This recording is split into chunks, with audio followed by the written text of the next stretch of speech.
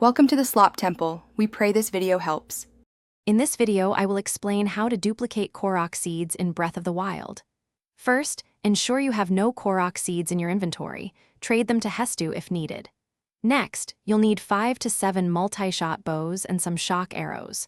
Also, pick a common material you don't mind losing, like restless crickets. Finally, find a shopkeeper and an uncollected Korok seed close to each other. Now, let's overload your inventory. Equip a multi-shot bow and a shock arrow in the game world. Then, open your inventory, drop the bow you are holding, and immediately equip another multi-shot bow. Repeat this sequence of dropping and equipping 5 to 7 times. You'll know it worked when Link appears visually glitched or disappears in the inventory screen, confirming the menu is overloaded.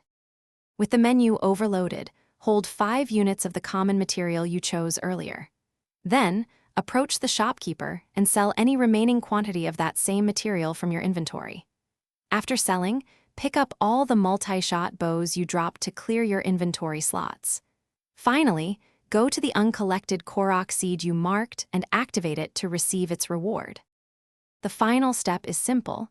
As soon as you collect the Korok seed, quickly open your inventory. You will see Link holding invisible items. Press the X button to make Link put these invisible items away.